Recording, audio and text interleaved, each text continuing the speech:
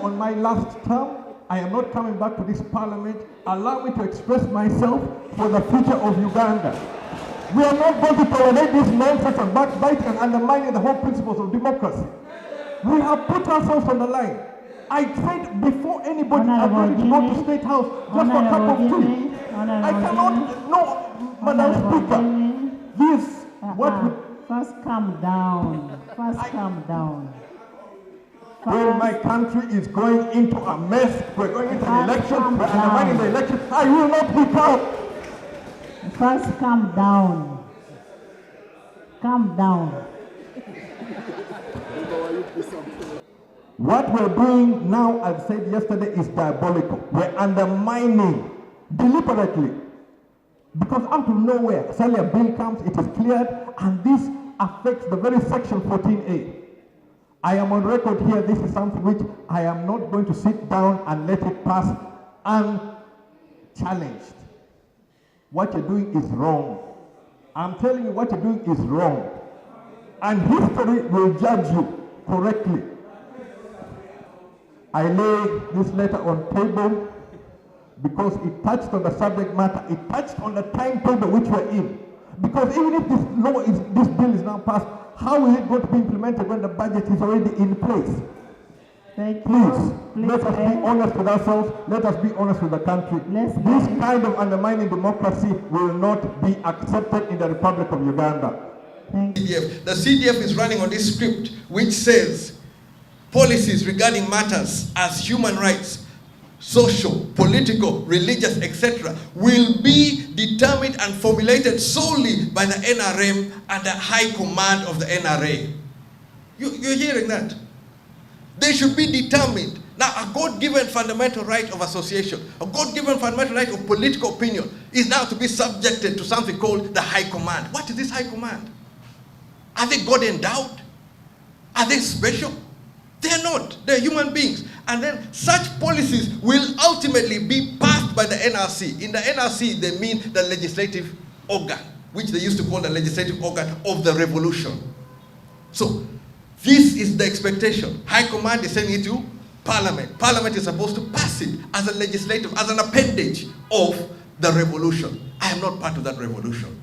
I am part of citizens of Uganda, and I'm prepared to determine my own future, whether you like it or not, whether you put it in document and whether you try to enforce it. I will. Whatever you do, I am determined that the rights, fundamental rights, as enshrined in the Constitution and enshrined in all these documents, the Universal Declaration of Human Rights, the African Charter on Human and People's Rights, all of those documents enshrine and know that those fundamental rights are not granted by any organ, especially not the High Command. But in his thinking, he thinks he's right. Why? His father did this document. He is behaving as mini-me to implement it, but not in 2025. I'm glad the people of Kawempe showed that even your guns, your tanks, your what is not going to intimidate people. And the people of Uganda should be ready. There's going to be more coming for us 2026, but I'm also putting it on record. I'm not taking it lying down. I'm going to stand and face the fire. Whatever you bring, I'm not turning and running, I'm going to face you.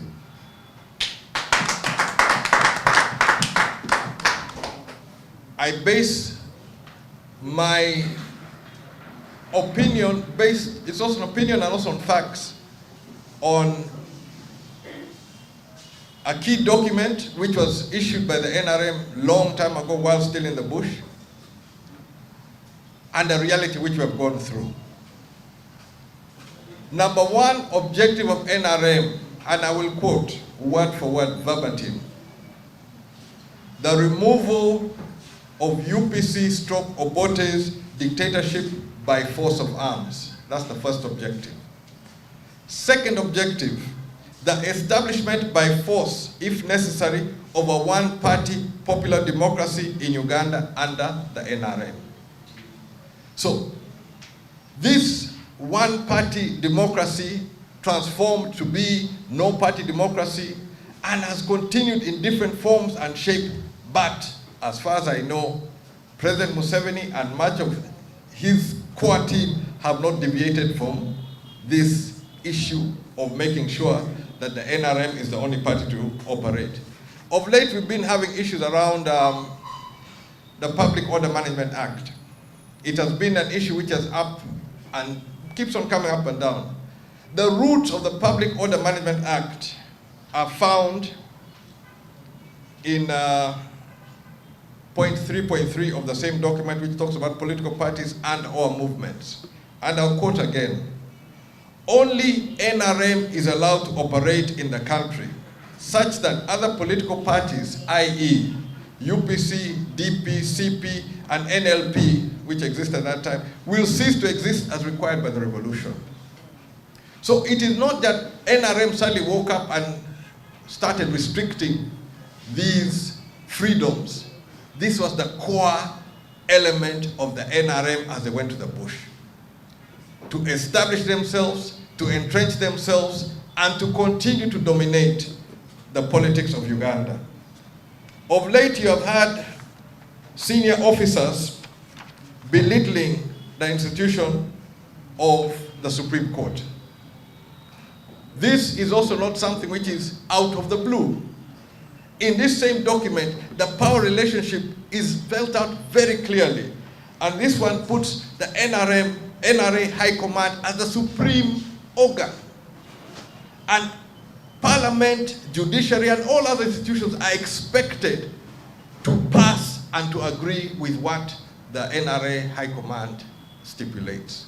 So I was not surprised that on Tarasita somebody stands up and says the so-called Supreme Court, and we're going to have a High Command meeting. Following the High Command meeting, we now have amendments on the floor of Parliament, which is simply to entrench. But the issue which I want to make very clear, and I want especially those who went to the bush, which include my brother Mugisha Muntu, unfortunately, but also I thank him for putting some of his thoughts in writing, the late John Kazora. There was never an issue of democracy. The core of the NRM was to establish itself, and even the definition of what was to be done was to be defined solely by the NRA High Command. So my issue here is that I'm glad that people are waking up to the reality. This has been the fact since the Bush days. We have been accused of being a dictatorship, well and good. Now, what is taking place in Uganda? As UPC, I can proudly say that the 1980 elections was held under the 1967 constitution without amendment.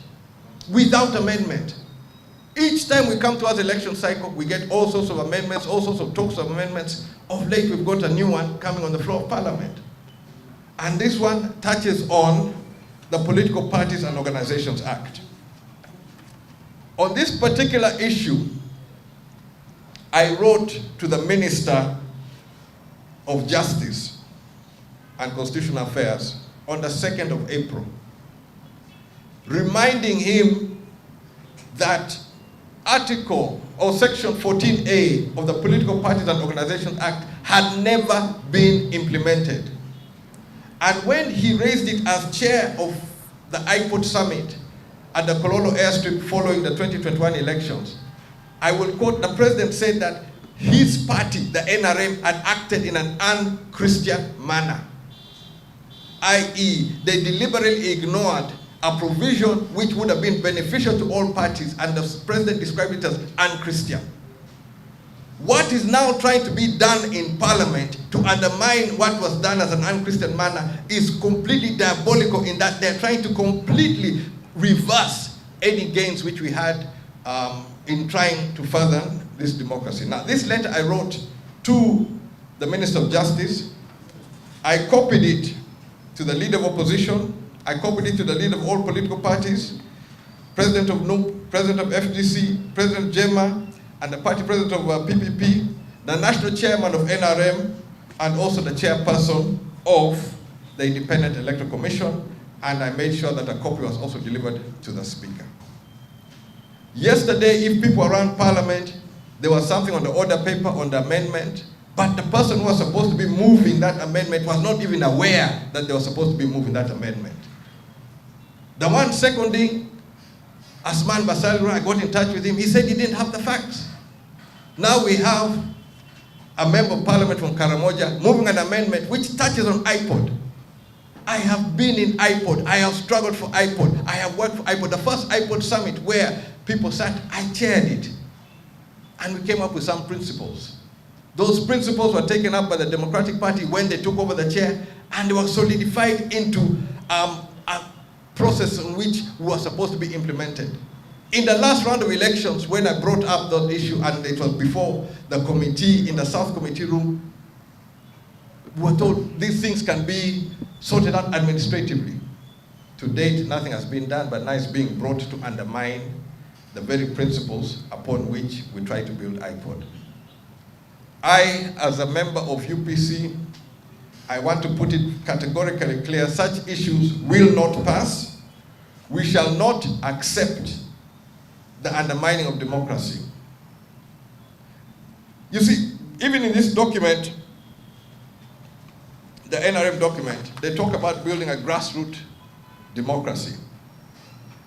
The reality of that grassroots democracy is that we have a system which is so overburdened that the government itself has failed to conduct LC1 elections. Each time it keeps being postponed, there's no money. But as a political player, UPC is expected to mirror from the village to the top. That's the grassroots democracy, which even the government of Uganda cannot fund, but political players are expected to fund. Now, the funding which was included in the law, which they have failed or tried deliberately to ignore, they now want to amend before the election cycle, despite where the Supreme Court was very clear on when amendments should take place when we're going towards elections. And therefore, writing this letter was to give them forewarning. Now, the forewarning has turned to undermine the very principles of democracy, and I'm putting them on notice. I, Jimmy Akena, and the Uganda People's Congress will not accept the stage where we have reached. We are going to stand firm on behalf of the people of Uganda, that the people of Uganda can actually play a role in determining their future.